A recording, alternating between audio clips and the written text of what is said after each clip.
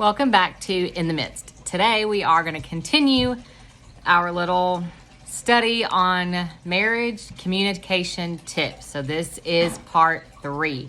If you are just now joining, you can find parts 1 and 2 on my back on the home page for this channel and catch the first 2 parts of this. So this is part 3.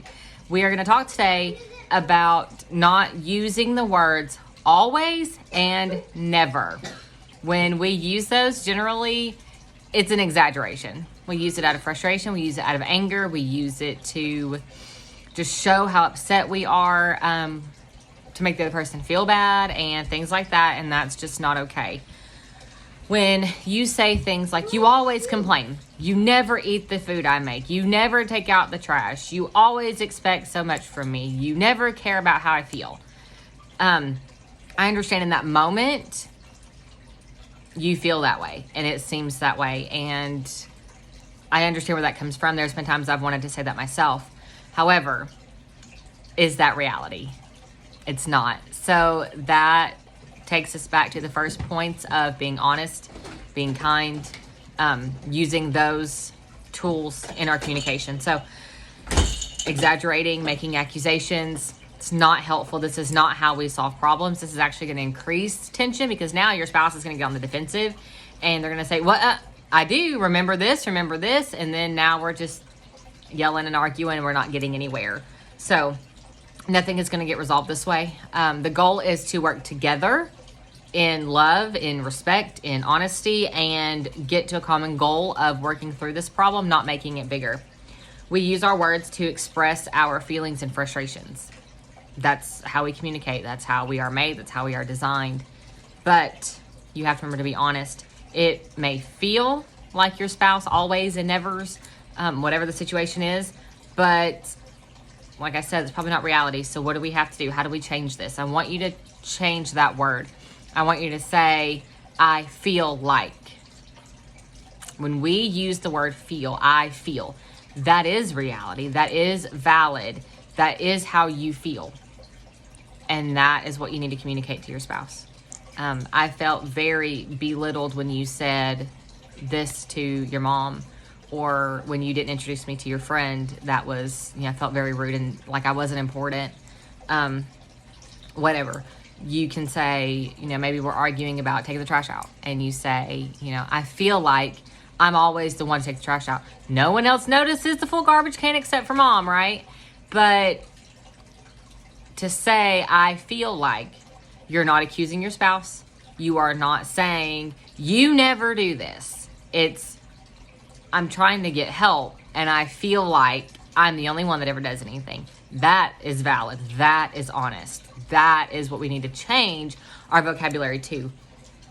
When we get accused of anything, of you never take the trash out, you never listen to me, you never care about my feelings,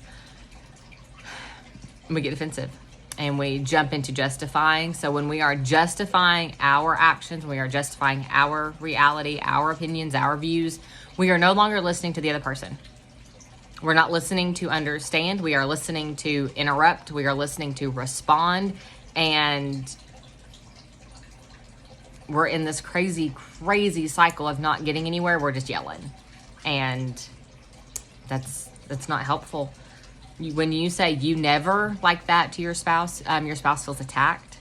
And that is not kind.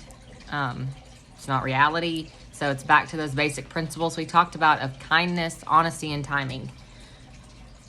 When you say you never care about how I feel or whatever, you're attacking what they do, what they don't do, but you're also attacking their character.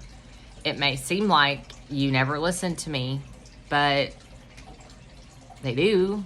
I mean, you wouldn't be married or together if they never, ever listened to you, right? So you have to say, I feel like you don't listen to me when I'm talking to you. And then you have to work through that. Why do you feel that way? What is your spouse doing to not communicate with you that they're listening? So for me, if my husband is watching TV, I don't know, if he's watching TV, then I have to do some work to get his attention. He just kind of zones out into the TV and everything else around him is white noise. And I can say like 3 sentences before he's like, wait, what? But I know that. I know that that has his full attention. So what do? You can't expect them to just, hey, I want you to listen to me, so I'm going to start talking and I expect you to hear every word I said. That's not being fair. That's like being on the phone talking to your mom or your boss or whatever, and your kids come up and they're like, hey, I need a snack, I had an accident, I'm tired, can I change my clothes? You're not going to hear all of that, and you're not going to respond. You're just, I'm on the phone, and you stop, right? So we're trying to get them to stop because we can't give both of those things our attention. We're trying to deal with the phone call. Your husband's the same way. So it's okay to tap him on the arm and say, hey, can we talk for a second? And there's times I tell my husband, I need you to pause this. You're trying to do 2 things right now. Like the other day, he was looking at his phone trying to make a sentence. I don't remember if he was talking to me or someone else, but I was there. And I told him, I was like, you're trying to do 2 things and you can't. And that's not, I'm not trying to be mean or attack and say, you can't do that. But it was, I need you to either finish what you're doing on your phone or put the phone down and give me the sentence that you've given me 3 random words for. And it's okay. Hey, can you pause that? Can you put your phone down? Can you look at me? I need you to listen and look in each other's eyeballs. It might be awkward. It might be weird. Maybe you don't do that. But when you look at someone, that's how they know you're listening. When you have someone's attention, they're looking at you. They're not looking at their phone. They're not having a conversation. They're not typing on the computer. They're not scrolling through Netflix, okay? So we have to learn to do that. And maybe your husband is the one saying to you, like, you don't listen to me. You're always on the phone. Remember, just put it down.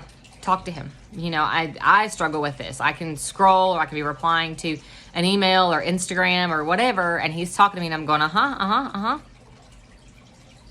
didn't hear any of what he just said. And then I'm like, wait, what? Where are we? What are we talking about? What are we doing? And that's just very disrespectful, very rude, and they don't feel loved or valued. So be sure that you are also giving the attention that you're desiring. When you make those accusations, when you attack their character, when you attack their love for you or their attention, their devotion, whatever it is, this is going to lead to an argument. Tempers are going to flare. There's going to be more accusations. Now there's hurt feelings.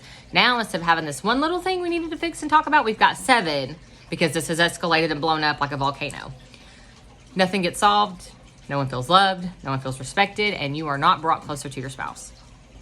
Now, instead of putting out the firecracker, we've got an exploded volcano.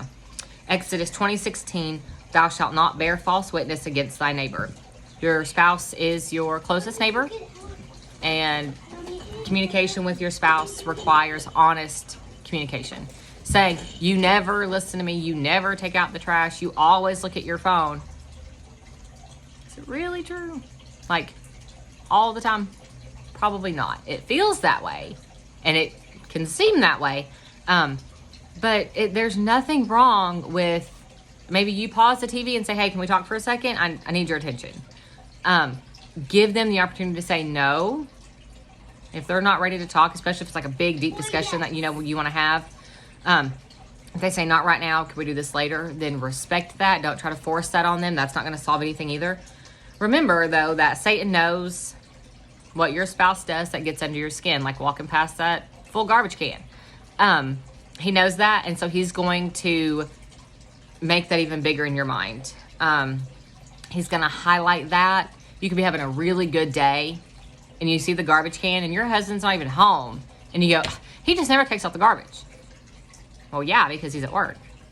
And when we look at it, we know we're overreacting, but Satan's going to highlight that. Maybe his socks are by the hamper instead of in the hamper or whatever. But he's going to highlight that, okay? So your flesh is naturally going to want to find the negative and say, that's not fair, I don't deserve this, blah, blah, blah. But before you bring anything to your spouse, take it to the Lord. Pray about it. Your spouse, the Lord already knows what it is that your spouse has done to upset you. And he said to come to him and ask for wisdom. So why aren't we? Hang on. So why aren't we? We, speaking of husbands, hang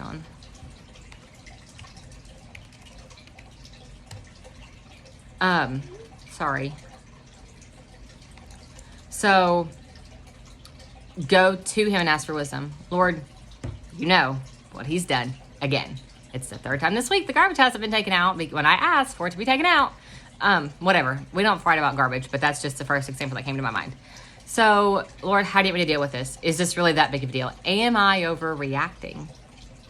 We don't want to admit that.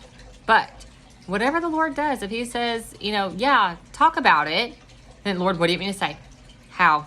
When? And ask for wisdom on what to say so this gets solved and doesn't turn into a bigger argument. We don't want to get divorced over the garbage, okay? Do not let this become bigger than it is. Always seek to be kind, honest, and to have these conversations at the right time. So, remember, it's little. In the grand scheme of things, this is small. But do not use always and never with your spouse. So, until next time, stay in the Word, stay close to the shepherd, and let him lead you in paths of righteousness.